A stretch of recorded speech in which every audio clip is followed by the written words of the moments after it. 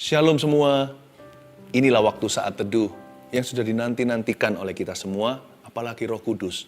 Dia sudah menunggu, dan Tuhan, Dia selalu datangnya tepat pada waktunya. Dia akan membuat segala sesuatu indah pada waktunya. Mari kita masuk ke hadirat Tuhan, tapi sebelumnya kita dengar kesaksian, supaya hati Anda yang kecewa, putus asa, dibangun di atas dasar iman. Dari Irene, Shalom Ko Philip dan tim. Puji syukur saya naikkan pada Tuhan dan terima kasih pada hamba-hambanya. Saya mau bersaksi pada tanggal 10 Februari 2021 saat teduh tentang bahagianya dilayani. Saya mengalami mujizat dan sekaligus teguran yang manis dari Tuhan Yesus. 2 hari sebelumnya, saya alami sesak nafas dan sakit di dada. Awalnya saya bersikeras untuk tidak memasukkan permohonan doa dikarenakan gengsi. Tapi ada dorongan dari hati, jangan keras kepala. Akhirnya saya masukkan permohonan doa, dan saat penyembahan saya merasa badan saya panas dan ringan. Tanpa terasa, sesak saya hilang dan sampai hari ini tidak kambuh lagi. Terpujilah Tuhan dan tamparan manis dari Tuhan Yesus melalui khotbah Ko Philip tentang orang yang sudah nggak pelayanan atau orang yang sudah lama tidak pelayanan lagi. Saya merasa itu saya akan pelayanan lagi setelah ini. Puji Tuhan, itu juga sebuah mujizat perubahan ketika hati berbalik kepada Kristus. Dan jangan gengsi ya, kalau Anda mau masukkan di live chat permohonan doa, tim kami sudah menunggu. Bukan manusia, nanti Tuhan yang dengar doa kita dan menjawabnya dengan cara yang ajaib. Aurelia, saya wanita berumur 30 tahun dan mengidap tumor payudara di sebelah kiri dan sebelah kanan.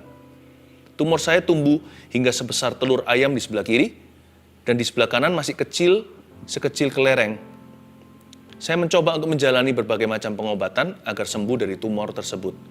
Dokter menyarankan untuk saya melakukan pembedahan atau operasi pengambilan tumor yang bersarang di payudara saya.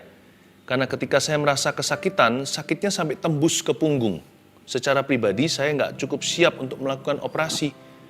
Waktu saya mengikuti saat teduh 13 Februari 2021, Pastor Philip bernubuat bahwa ada seorang perempuan mengidap penyakit tumor di kanan dan juga di kiri. Saya imani bahwa yang pastor doakan itu adalah saya. Puji Tuhan, saat saya cek mamografi, tumor di kedua payudara saya hilang entah kemana. Tanpa saya harus menjalankan operasi. Hingga tim medis yang memeriksa saya keheranan dengan apa yang terjadi pada saya. Haleluya, Tuhan begitu baik dan sudah sembuhkan penyakit saya. Haleluya. Olivia, saya mau berbagi kesaksian. Baru beberapa bulan ini saya mengikuti saat teduh Pastor Philip di YouTube sambil mendoakan pemulihan rumah tangga saya.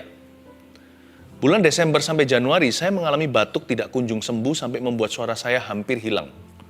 Pada saat saya mendengarkan khotbah Pastor Philip, seperti biasa saya mendoakan pemulihan rumah tangga, tapi Pastor Philip mengatakan ada seorang yang batuk sudah berbulan-bulan gak sembuh-sembuh karena perkataannya. Dan ketika itu juga Tuhan sembuhkan. Saya aminkan itu kesembuhan untuk saya. Dan bila saya salah dalam berkata-kata yang tidak saya sadari, saya minta ampun saat itu juga. Puji Tuhan, tidak lama kemudian batuk saya sembuh dan suara saya kembali pulih. Tuhan Yesus memang luar biasa dan saya masih berharap untuk sebuah mujizat Tuhan bagi rumah tangga saya agar dipulihkan. Saya yakin dan percaya Tuhan Yesus akan turun tangan. Tuhan itu nggak setengah-setengah jalan. Kalau Tuhan bekerja, nantikanlah. Kalau berlambat-lambat, Tuhan tidak akan pungkiri janjinya. Kalau Tuhan menguji iman kita, mari kita tetap percaya kepadanya. Sebab kalau Tuhan memulai pekerjaan yang baik di antara kita, Tuhan sanggup menyempurnakan dan menyelesaikannya. Dimulai dengan ini, masuk aja ke dalam hadirat Allah dan belajar berserah. Sebab segala sesuatu pasti indah pada waktu Tuhan. Jangan hati kita kecewa. Mari pejamkan hati kita, mata kita maksud saya, dan kita buka hati kita lebar-lebar. Mari masuk ke dalam hadirat Allah. Mari menyembah. Ku nantikan janji Allah digenapi dalamku. Ku harapkan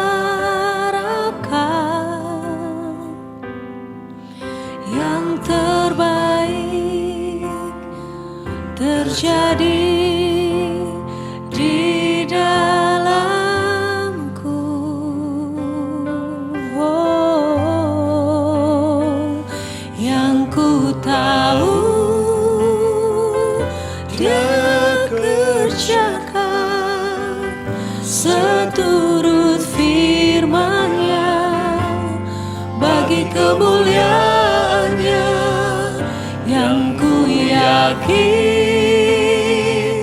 Dia sediakan seturut kasih-Nya bagiku.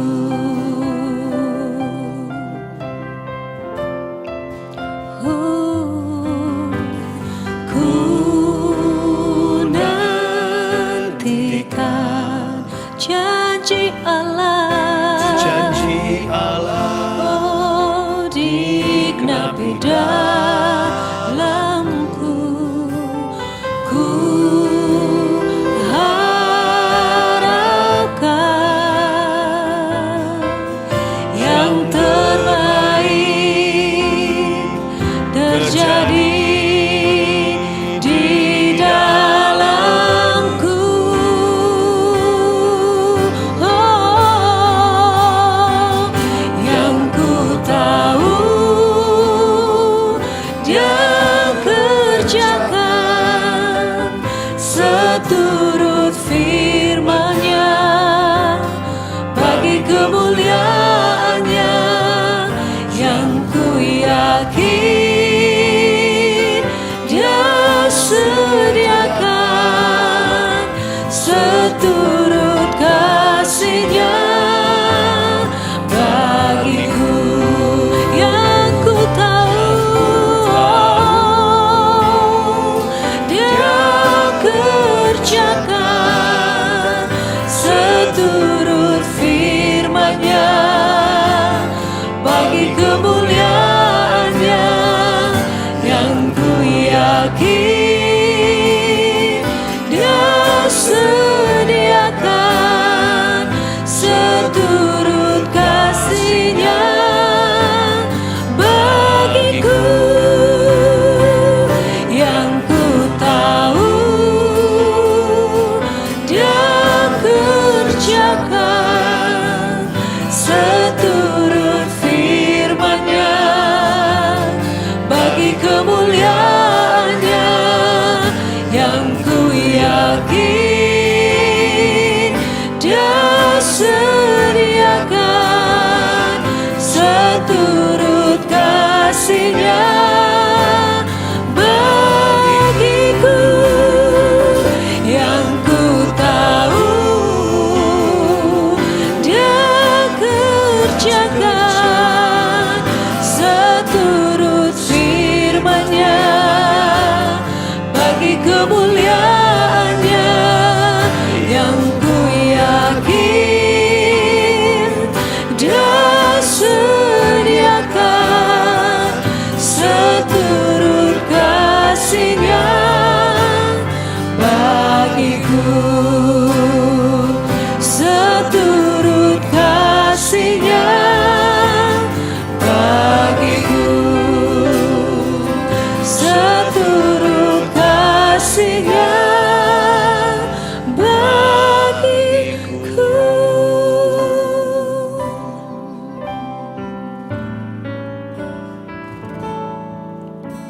Tuhan, ku percaya rencana-Mu indah, walau saat ini tak ku mengerti.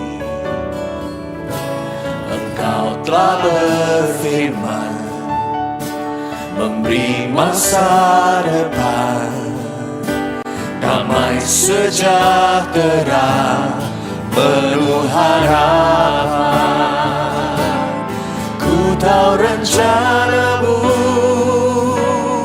indah bagiku, ku tahu kehendak-Mu baik bagiku. Ku tahu rancangan-Mu sempurna bagiku. Ku tahu jalan-jalan-Mu yang terbaik bagiku. Tuhan, ku percaya. Tuhan, ku percaya rencanamu indah, walau saat ini tak ku mengerti. Oh, Engkau telah berfirman, memberi masa depan, damai sejahtera, penuh harapan. Ku tahu rencanamu indah bagiku, ku tahu kehendakmu baik bagiku. Ku tahu rencanamu sempurna bagiku, ku tahu jalan-jalanmu yang terbaik bagiku. Mari letakkan iman kita pada Tuhan. Tuhan, ku percaya, oh rencanamu indah, walau saat ini tak ku mengerti. Engkau telah berfirman, memberi masa depan, damai sejahtera, penuh harapan. Ku tahu rencanamu indah bagiku, ku tahu kehendakmu baik bagiku. Ku tahu rencanamu sempurna bagiku, ku tahu jalan-jalanmu yang terbaik bagiku. Ku tahu rencanamu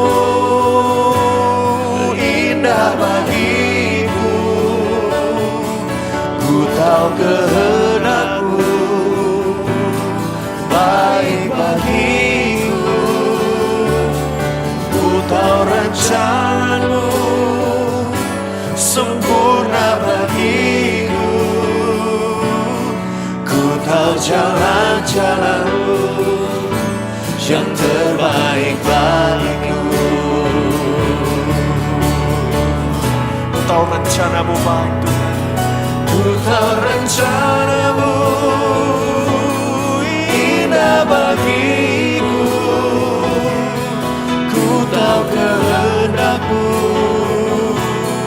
baik bagiku. Ku tahu rencanamu sempurna bagiku,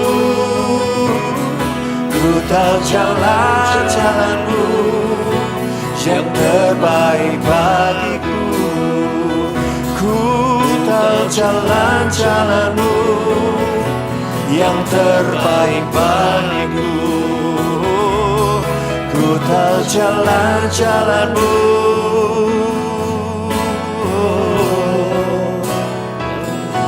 yang terbaik bagiku.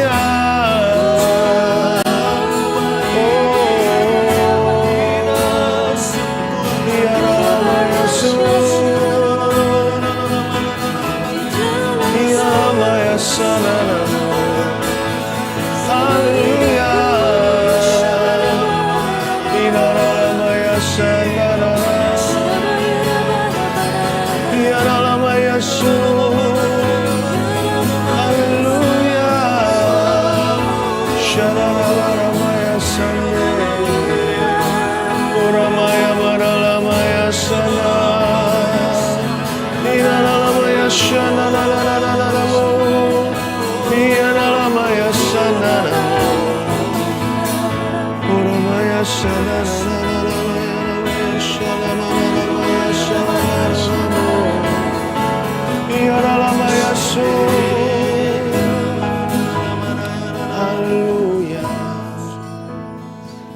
Justru ketika kita tidak tahu jalan di depan kita nggak bisa lihat. Justru ketika semua di sekeliling kita terkesan remang, malahan kita harus beriman ketika menyembah Tuhan. Kita harus sungguh-sungguh berserah penuh. Sembah Dia dalam akal budi, sembah Dia dalam roh juga. Karena kita nggak tahu apa yang kita doakan. Jiwa dan roh kita mengeluh dalam erangan-erangan yang tidak bisa ditata dalam kalimat manusia. Seolah-olah kita mendoakan sebuah masa depan, suatu future yang penuh pengharapan, namun sekarang akal budi kita nggak tahu apa yang patut kita harapkan. Banyak di antara Anda sekarang yang berbeban berat, letih lesu bahkan, tidak tahu mau harapkan apa untuk masa depan. Justru berimanlah, justru menyembahlah. Ketika puji-pujian menjadi susah dinaikkan, ia menjadi korban pujian. Mari angkat tangan, bermazmur untuk Tuhan. Jangan lemah imanmu,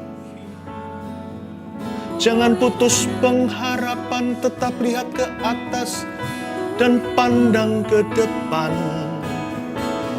Tangan Tuhan menunggumu, tangan Tuhan terbuka. Buka hati, buka mulutmu, Tuhan taruh pujian di sana sesuai dengan akal budi, namun dalam misteri rohnya, dalam erangan dan seruan yang tak dapat dibendung dalam kata dan kalimat yang dapat dipahami manusia. Bermazmurlah dari hati yang haus. Tuhan tahu yang Dia perbuat di hidup kita. Dia tak pernah terlambat. Sekalipun terkesan datangnya telat, janji itu belum genap. Mari kita semua angkat tangan, kita sembah-sembah, just worship Him.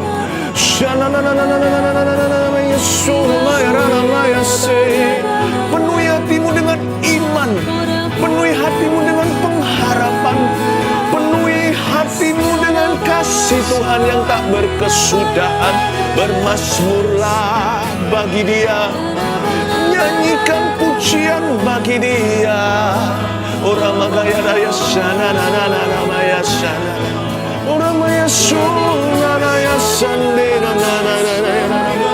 Hilala la maya sana na na na maya na na na na maya su. Orang maya sana na na na na na na na na. Haleluya. Ku tahu jalan-jalanmu yang terbaik bagiku. Ku tahu jalan-jalanmu yang terbaik bagiku. Sampaikan sabdamu, Roh Kudus berbicara kepada setiap telinga, setiap hati, dalam hikmat, marifat, dan dalam pengajaran yang sehat. Sembunyikan hambamu ini di balik salib Yesus. Dalam nama Yesus. Haleluya. Amin. Siapkan hati, siapkan Alkitab Anda terutama, dan juga catatan untuk menulis rema-rema dari Tuhan. Tapi karena ini akhir pekan, saya ingatkan besok kita ibadah online masih ada. Meskipun onsite di gereja kami sudah jalan. Anda lihat di depan sana gms.church/streaming. Jangan lupa untuk mengisi hati Anda dengan hadirat Tuhan dan firman. Dan kita menggenapi firman Tuhan dengan memanfaatkan hari Sabat atau hari libur bersama kita untuk mencari wajah Allah. Catat judulnya hari ini adalah Tuhan tidak pernah terlambat. Melanjutkan dari minggu lalu, tetap di perikop yang sama. Bukan dari minggu lalu, dari hari Rabu kemarin maksudnya, saat teduh yang sebelumnya. Saya masih bicara di perikop yang sama, cerita tentang Lazarus dibangkitkan. Betapa kaya kejadian ini. Ada banyak sekali prinsip-prinsip sorgawi yang kita bisa pelajari. Ada banyak iman yang bisa tertular dalam diri kita. Ada banyak mujizat yang akan segera terjadi asal hati kita percaya. Tapi mari kita yakini dulu bahwa Tuhan kita nggak pernah terlambat. Sekalipun 4 hari dia datang telat, Tuhan Yesus tetap tidak terlambat. Dalam cerita Lazarus ini, sekarang pun Tuhan masih bisa bekerja. Dalam hidup Anda, sekarang juga mujizat masih bisa terjadi. Jangan pernah berkata too late atau sudah terlambat, karena tidak ada kata telat dalam kamus Tuhan. Even though he came 4 days later, dia datangnya itu 4 hari terlambat. Seolah-olah everything is too late, segala sesuatu sudah lewat. Tapi ternyata dia datangnya malahan on time dalam rencana Bapaknya. Malah tepat waktu nih ceritanya. Ayat 17 kita baca sekarang. Maka ketika Yesus tiba, didapatinya Lazarus telah 4 hari berbaring di dalam kubur. Betania terletak dekat Yerusalem, kira-kira 2 mil jauhnya. Waktu Yesus tiba, di mana Lazarus dikuburkan, dia udah 4 hari berbaring di dalam kuburan. Kenapa ya Tuhan kok sengaja telat datang? Kalau kita perhatikan ceritanya memang Tuhan berlambat-lambat. Bukan karena Tuhan itu lelet, atau Tuhan nggak peduli, atau Tuhan mempermainkan perasaan orang. Enggak. Tapi semua itu indah pada waktunya. Jadi Tuhan yang paling mengerti. Kita ini nggak maha tahu, makanya menurut kita terlambat. Menurut Tuhan tepat waktu. Karena hanya Allah yang maha tahu. Coba saya berikan sedikit alasan mengapa Tuhan datang 4 hari telat yang menurut apa yang kita bisa pahami hari ini ya. Karena kita ini memang kan terbatas daya pikir dan pengetahuan. Manusia itu tidak tahu segala sesuatu. Tapi tahukah Anda bahwa Tuhan datang 4 hari later, 4 hari nanti itu ternyata ada hikmatnya. Itulah point of no return. Seperti yang saya katakan Rabu kemarin, ya kan? Ada sebuah superstisi atau tradisi Yahudi bahwa ketika seseorang mati, roh orang itu seperti gentayangan. Dia antara bumi dan langit belum nyampe ke sorga. Atau belum sampai dibawa Tuhan ke neraka. Gitulah ceritanya. Dia masih berusaha untuk masuk dalam tubuhnya sendiri. Dia masih mau bangun dari tidurnya atau bangkit dari kematian. Ini bukan apa kata firman ya. Sekali lagi ini tradisi orang Yahudi atau superstisi mereka. Jadi setelah 3 hari, roh tersebut baru pergi forever. Point of no return. Disitulah keluarga jadi hopeless total. Ini orang mati beneran. Kalau hari ini di dunia medis, sudah pronounced dead. Dokter sudah teken tanda tangan dan berkata orang ini sudah meninggal dunia secara sah. Nah, mereka juga begitu. Setelah hari ketiga, ketika rohnya itu ceritanya melihat bahwa tubuhnya sudah nggak bisa dimasukin lagi, wajahnya udah pucat, udah putih, dia pergi. Jadi orang Yahudi tunggu 3 hari. Jadi nggak heran kenapa Yesus bangkit pada hari ketiga untuk menunjukkan bahwa dia sungguh-sungguh mati dan dia dibangkitkan. Yesus mau berbicara kepada orang Yahudi juga, bukan pada kita-kita seluruh manusia di bangsa-bangsa. Tuhan mau Injil mengena sampai ke dalam hati orang Yahudi dan berbicara dalam bahasa mereka. Ya, ini semuanya adalah hikmat saja. Tentunya ada kedaulatan Allah yang kita tidak bisa selidiki kenapa 4 hari. Point of no return. Mereka semua sudah hilang pengharapan. Tapi juga itu adalah the point of deepest grief. Ketika 3 hari kemudian setelah seseorang meninggal dunia, seseorang yang kita cinta, biasanya ketika baru meninggal dunia itu kita masih penyangkalan. Kita masih merasa ini seril, rasanya nggak masuk akal. Benarkah ini terjadi padaku? Biasanya 3 hari kemudian baru yang namanya berkabung dan duka itu tak terhingga terasa di dalam jiwa. Ketika kita tiba-tiba seperti sadar, seperti kita itu menyadari orang yang kucinta sudah mati. Biasanya on the 3rd day, reality bites. Realita itu menggigit pada hari ketiga. Tuhan lewatkan sampai ke hari keempat. Lazarus telah 4 hari berbaring di dalam kuburan. Sudah bau. Udah bau. Jadi nggak ada yang namanya kebetulan. Ini kabar baiknya buat kita. Mujizat yang Tuhan lakukan, sekalipun nampaknya telat atau terlambat, ketika Tuhan nanti laksanakan di hidupmu, adalah sebuah mujizat yang nggak bisa disangkali. It is God's doing, atau pekerjaan tangan Tuhan, tidak dibantu orang. Dan itu juga bukan kebetulan, karena di dalam kamus Tuhan bukan hanya tidak ada kata terlambat, juga tidak ada kata kebetulan di dalamnya. God wants to do something real in you, sesuatu yang nyata di dalam hidupmu. Nah, sekarang di ayat 19 bunyinya, di situ banyak orang Yahudi telah datang kepada Marta dan Maria untuk menghibur mereka berhubung dengan kematian saudaranya. Ketika Marta mendengar bahwa Yesus datang, ia pergi mendapatkannya. Marta langsung lari. Ini si Meme. Marta ini adiknya Maria. Ya, Maria itu taciknya. Tapi kita nggak tahu apakah Lazarus itu anak tertua atau anak termuda.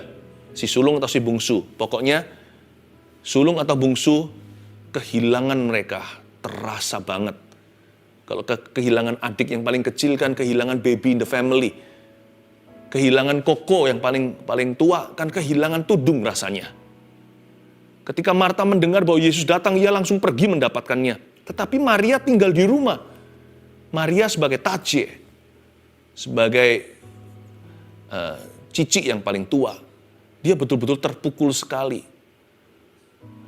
Dia tinggal di rumah, ini seperti suatu postur berduka. Dia nggak berkutik, dia nggak bisa, nggak kepingin kemana-mana lagi.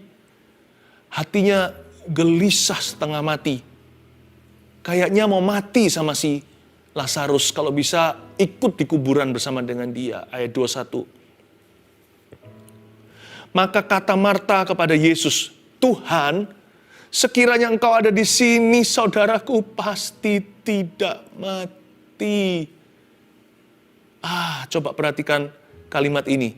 Tuhan, sekiranya engkau ada di sini, saudaraku pasti tidak mati. Kedengarannya seperti ada sedikit rasa kecewa di dalamnya, diselipkan dalam kalimat tersebut.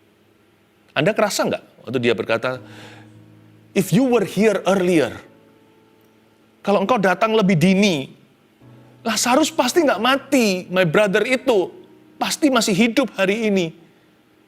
Why did you come late? Kenapa kau datang telat?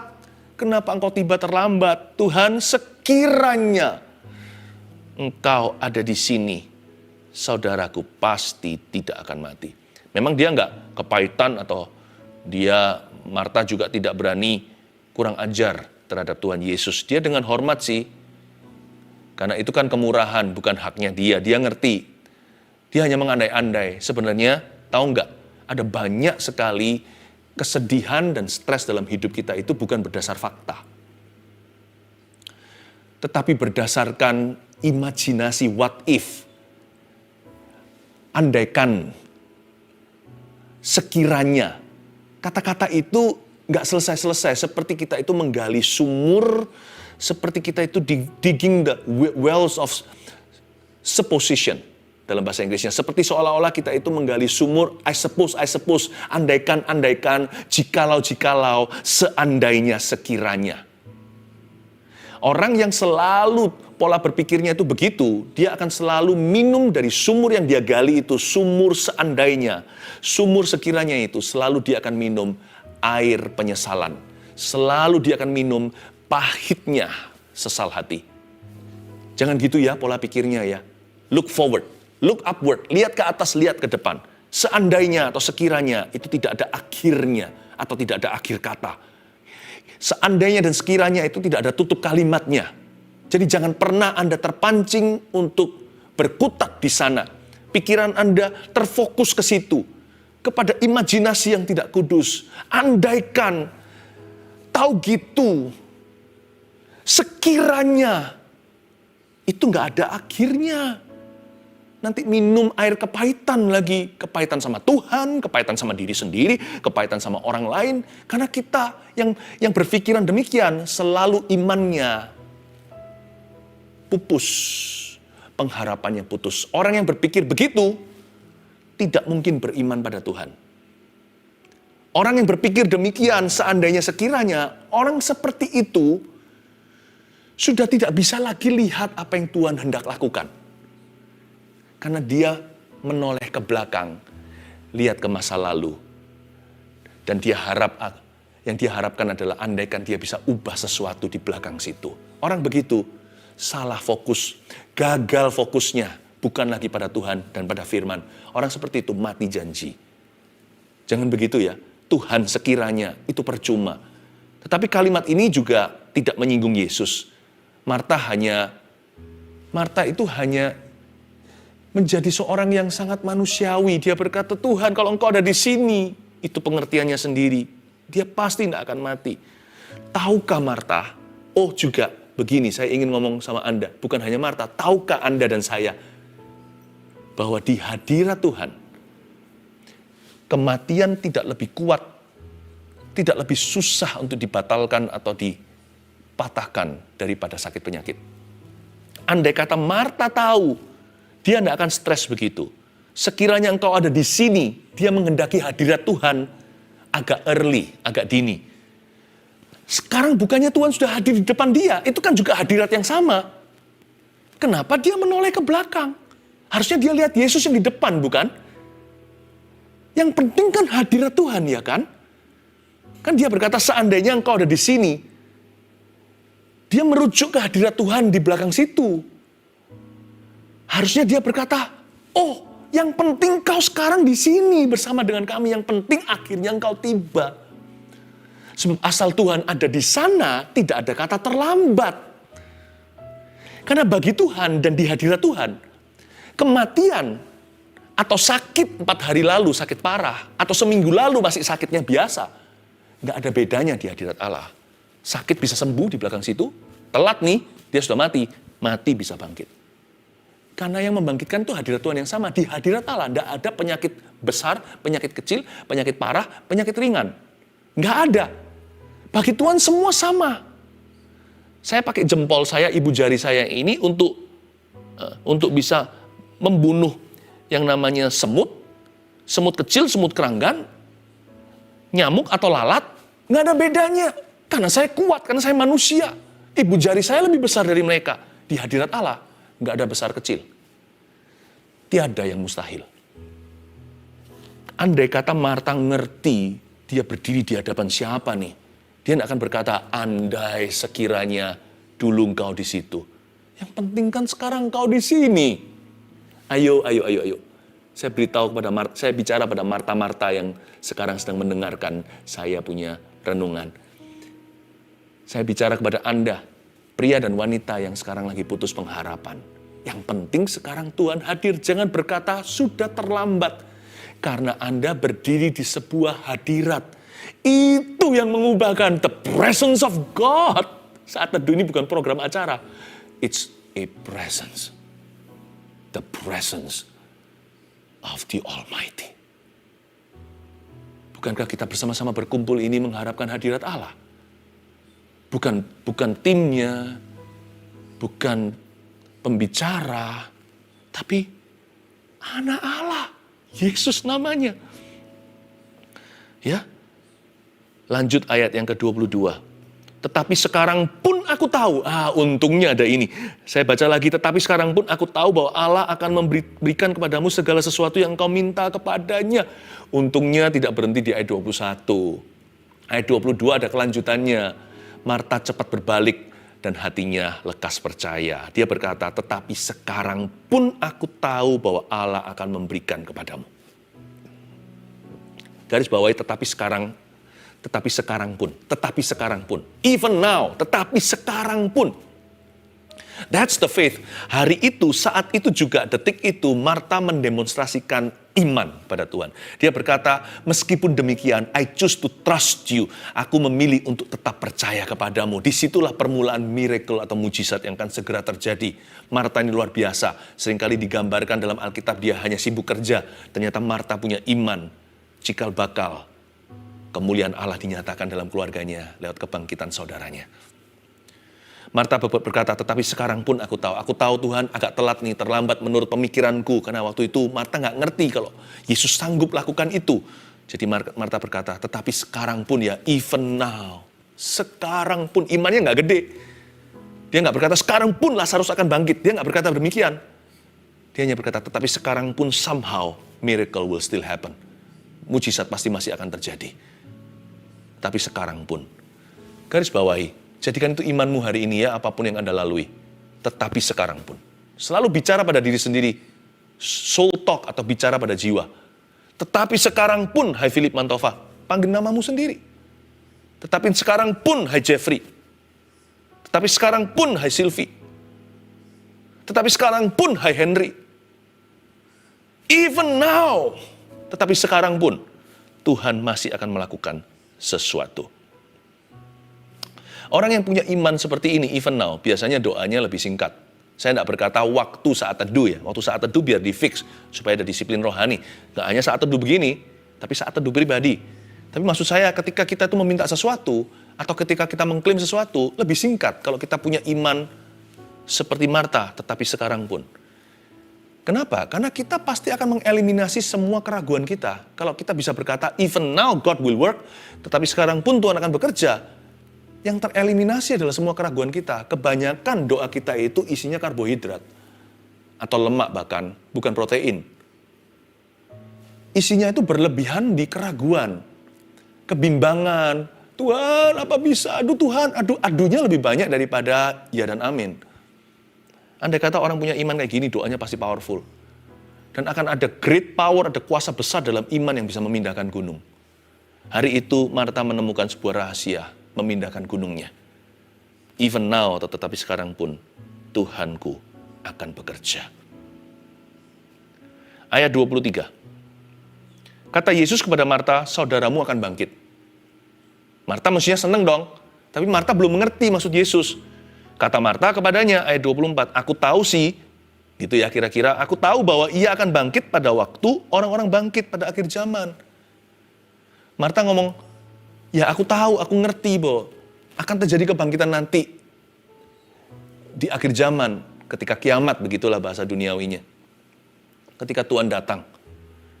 Itu is a distant resurrection atau kebangkitan yang masih jauh. Tapi yang maksudnya Tuhan di sini kali ini adalah mujizat akan terjadi hari ini. Dia kira nanti, suatu hari. Ya Tuhan, nanti akan terjadi pada akhir zaman. Jawab Yesus. Ini ayat 25. Akulah kebangkitan dan hidup. Barang siapa percaya kepadaku, ia akan hidup walaupun ia sudah mati. Ini kayaknya nggak nyambung deh. Marta sama Tuhan Yesus ngomongnya itu beda level. Marta bilang, ya ngerti nanti suatu hari akan terjadi kebangkitan. Dia berkata, ya aku bisa nerima lah, aku tidak akan kecewa. Tapi Tuhan mau bawa dia mengalami mujizat now, sekarang. Yang satu bicara tentang a distant resurrection, yang satu berbicara tentang an immediate resurrection. Yang satu bicara tentang kebangkitan yang akan datang, ini kebangkitan sekarang. Nah, jawaban Yesus ini tidak menunjuk ke waktu, padahal mereka bicara tentang timing. Jawab Yesus, akulah kebangkitan. Dia mengarahkan semua perhatian kepada siapa dirinya. Ini luar biasa loh. Yesus tidak berkata, iya, aku akan bangkitkan. Dia berkata, hei, Marta, sebentar. Pause. Time out.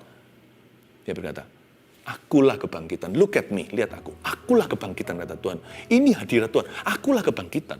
Ini powerful sekali, ini luar biasa.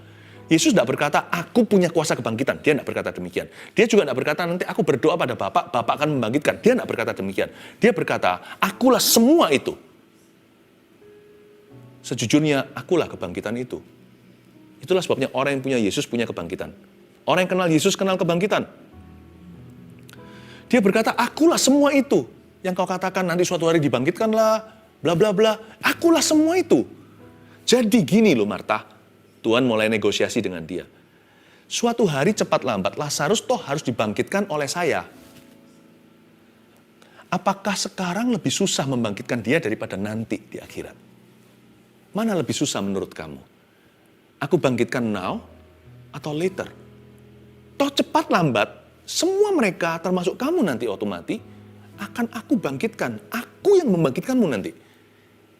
Everyone will be resurrected by me, kata Tuhan Yesus. Jadi sekarang aku memberimu satu bonus. Aku bangkitkan sekarang aja ya. Meskipun dia akan mati lagi, tapi tak bangkitin hari ini. Wow, itu rasanya mujizat di depan mata. Tuhan itu baik ya. Ternyata mujizat terjadi bukan karena Marta itu imannya sempurna, tapi karena Tuhan itu panjang sabar sama orang gak beriman seperti kita, seperti Anda dan saya. Ayat yang ke-26. Dan setiap orang yang hidup dan yang percaya kepadaku tidak akan mati selama-lamanya. Hah? Bukankah kita semua akan meninggal dunia? Ini ayat maksudnya apa? Setiap orang yang percaya sama Yesus nih, nggak akan mati selama-lamanya. Ini maksudnya begini loh. Maksudnya, orang-orang yang sudah percaya sama Tuhan Yesus, we can only fear dying, not death itself. Kita mungkin, tidak semua juga sih, tapi mungkin kita bisa takut prosesnya mati. Prosesnya kematian. Ya kan? Beberapa orang yang sakit harus melalui penderitaan. Ada juga orang yang proses kematiannya itu kurang mengenakkan. Ada juga yang kecelakaan. Ya kita nggak imani yang demikian. Tapi kan kita nggak tahu hidup ini. Kita harus selalu siap sih ketemu dengan juru selamat kita. Ketemu dengan yang maha kuasa. Ya kita bisa worry. Itu manusiawi sih. Akan proses kematian itu sendiri. Tapi kita nggak usah takut lagi akan kematian itu sendiri. Siapa nggak takut sih kalau naik pesawat terus jatuh gitu? Kalau apalagi orang yang takut ketinggian, kita nggak imani loh ya sekali lagi. Tetapi kematian itu sendiri tidak mengerikan. Karena bagi orang yang sudah percaya sama Yesus dan hidupnya di dalam Dia, death, kematian itu bukan lagi killer, tapi usher. Tahu nggak? Kematian itu bukan lagi killer atau pembunuh, pembinasa.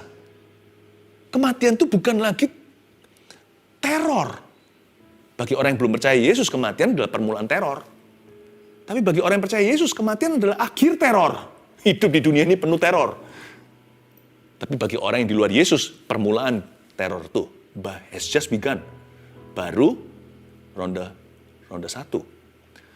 Jadi kematian bukan killer, kematian itu ushering me, meng-usher kita masuk ke dalam sukacita Bapa selama-lamanya. Oh haleluya, itu yang dimaksud dan setiap orang yang hidup dan yang percaya kepada aku nggak akan mati selama-lamanya. Ayat 27.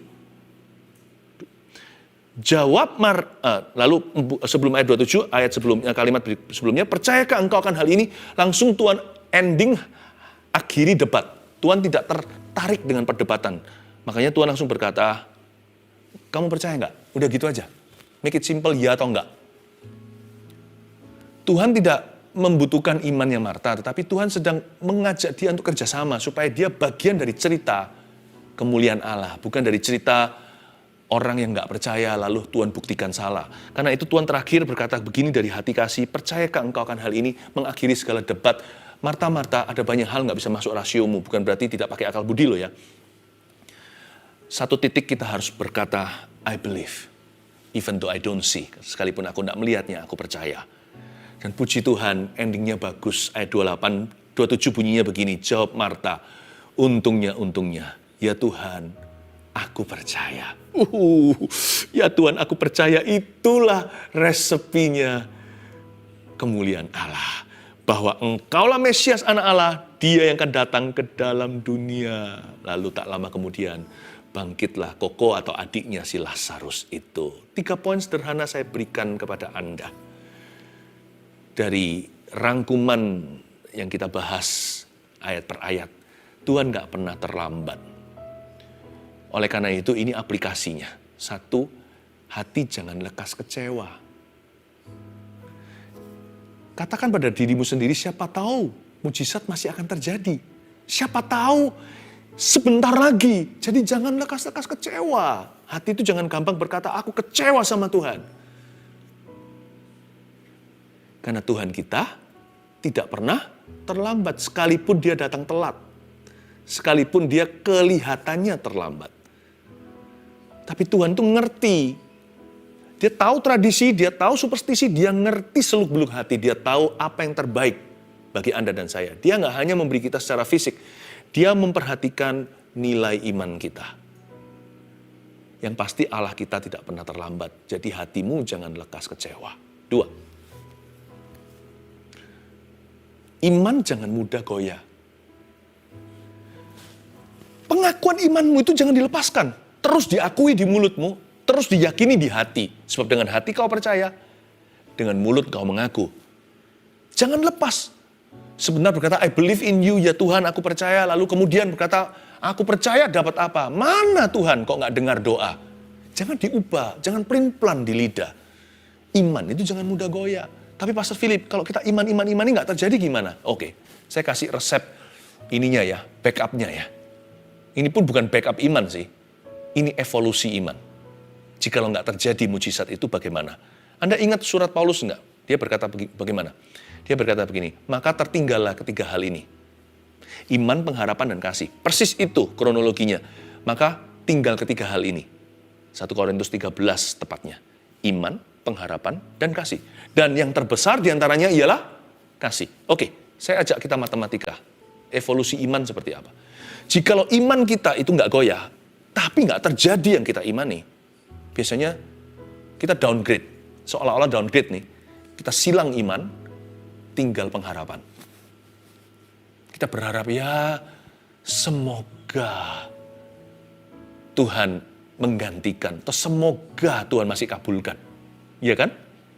Tapi kalau masuk surga jangan semoga-semoga. Itu kepastian.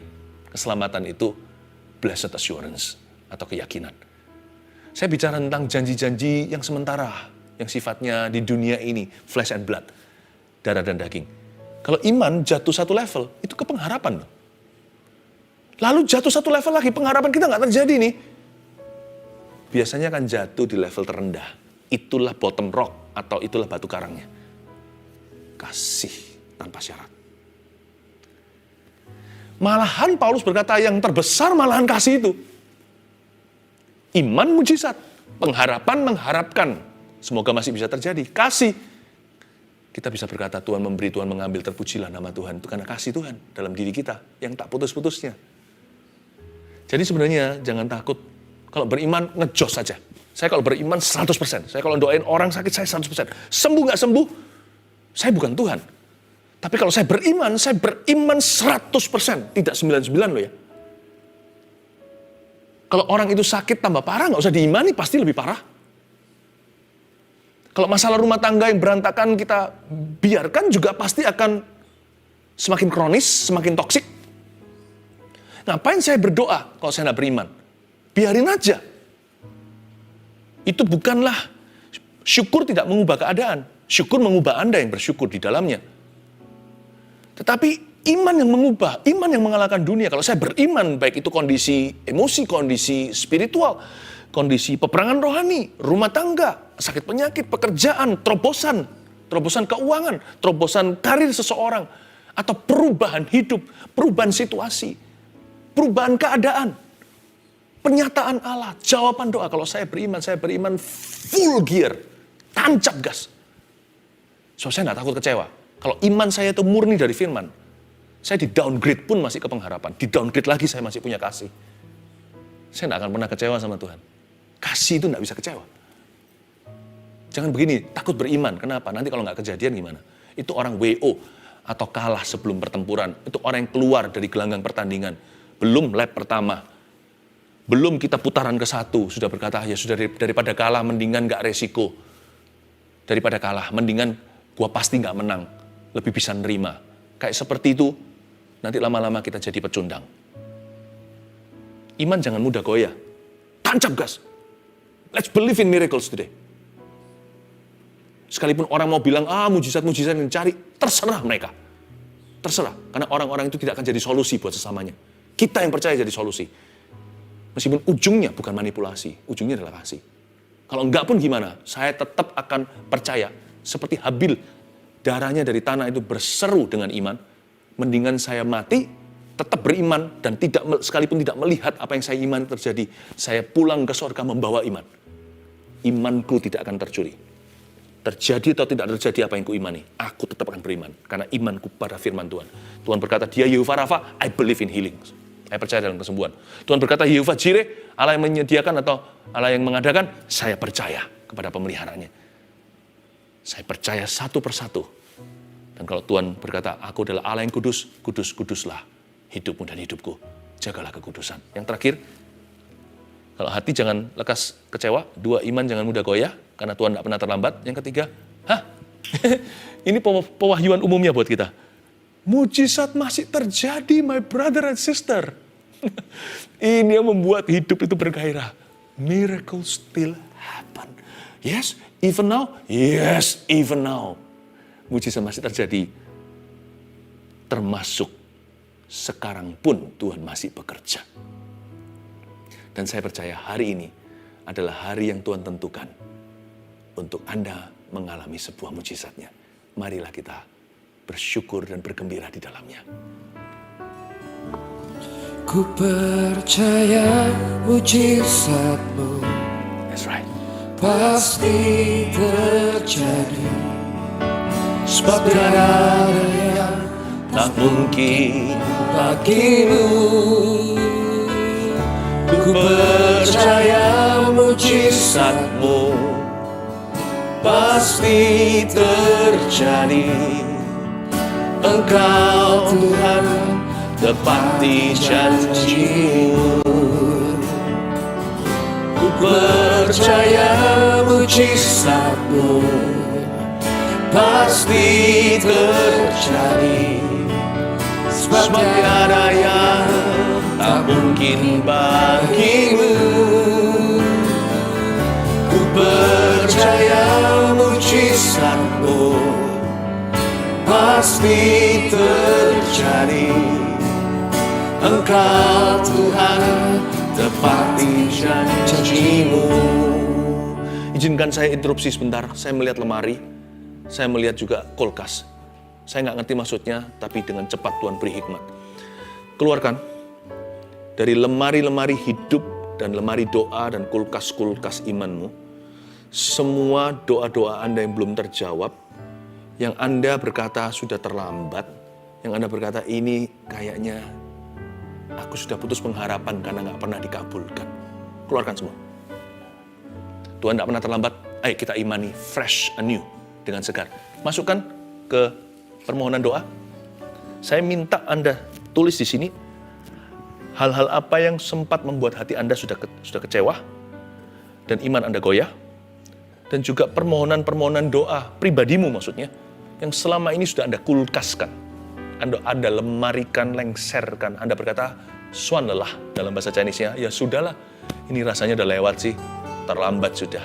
Anda sudah give up, udah putus asa, putus pengharapan. Justru sekarang saya minta itu hidupkan. Tulis semuanya. Saya tunggu di tangan saya ini. Kita nyanyi lagu ini sekali lagi. Dan semua masukkan di sini.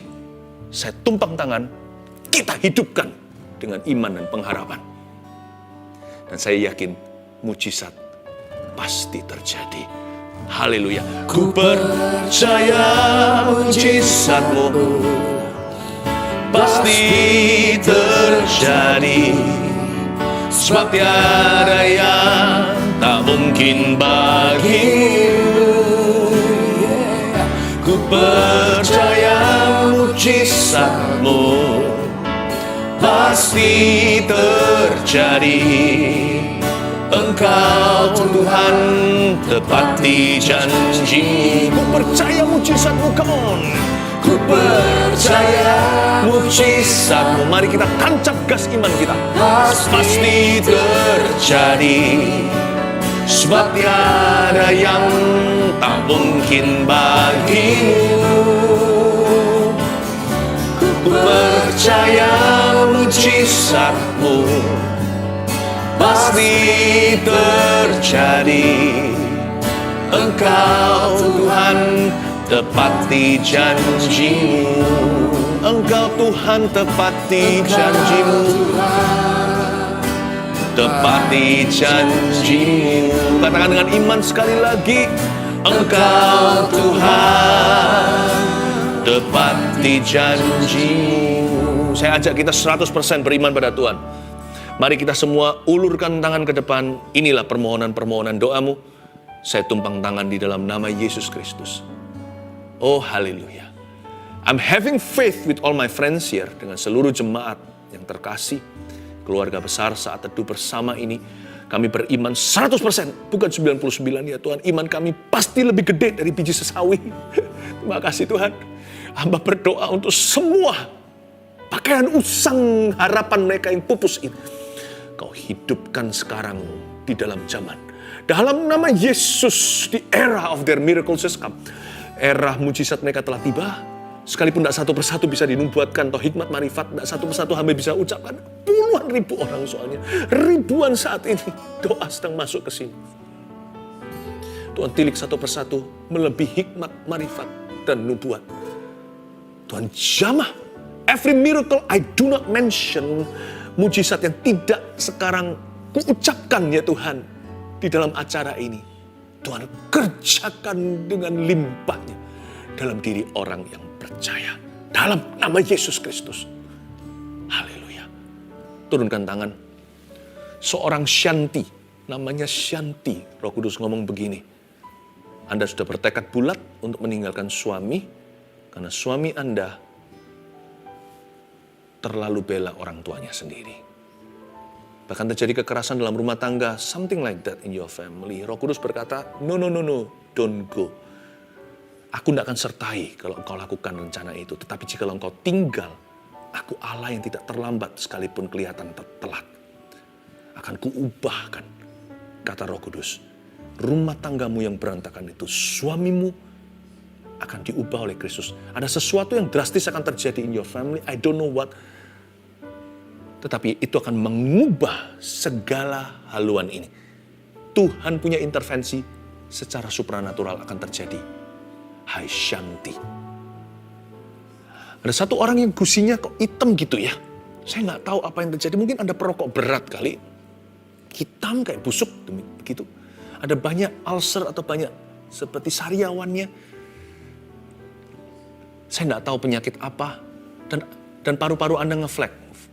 Paru-paru Anda nggak bersih. Ada bercak-bercak setiap kali di foto. Berhentikan semua kebiasaan buruk itu dengan iman percaya. Aku sudah telat nih, sudah terlambat. Aku sudah sekian puluh tahun. Bisa dalam nama Yesus. Right now. Terimalah mujizat dari Tuhan Yesus. Di dalam namanya Roh Kudus bekerja. Dan lihat. Gusi Anda tiba-tiba akan berubah warnanya seperti merah, seperti darah begitu. Tetapi sebentar aja, mungkin mengerikan untuk satu waktu. Tapi dengan lekas sekali akan kembali normal. Warna pink dan merah muda yang normal tersebut akan mulai muncul di gusimu. Dan paru-paru Anda bersih sejak sekarang aku mengucapkan dengan iman. Kupindahkan semua gunung itu di dalam nama Yesus Kristus. Haleluya. Sebab tiada yang tak mungkin bagimu. Ku percaya mujizatmu pasti terjadi. Engkau Tuhan tepati janjimu. Engkau Tuhan tepati janjimu. Engkau Tuhan tepati janjimu.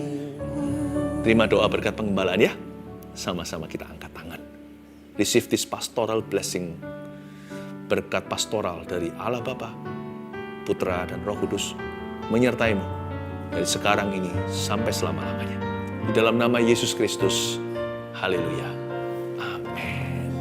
Let's sing. Apa yang tak pernah dilihat mata, yang tak pernah didengar telinga,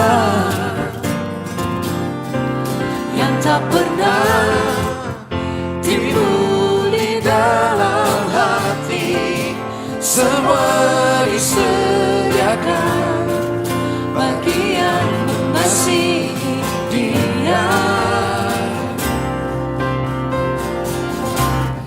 Allah sanggup melakukan segala perkara, dulu, sekarang, dan selamanya. Kuasanya tidak berubah. Allah sanggup melakukan segala perkara, dulu, sekarang, dan selamanya. Kuasanya tak berubah.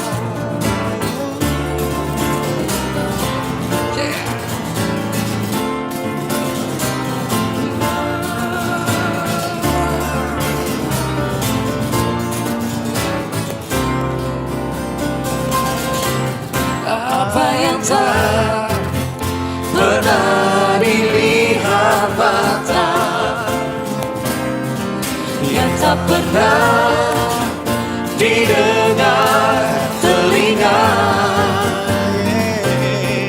yang tak pernah timbul di dalam hati.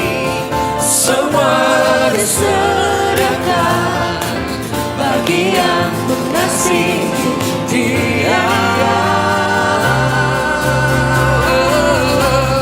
Allah sanggup melakukan segala perkara, dulu, sekarang, dan selamanya. Kuasanya tidak berubah. Allah sanggup melakukan segala perkara, dulu, sekarang, dan selamanya.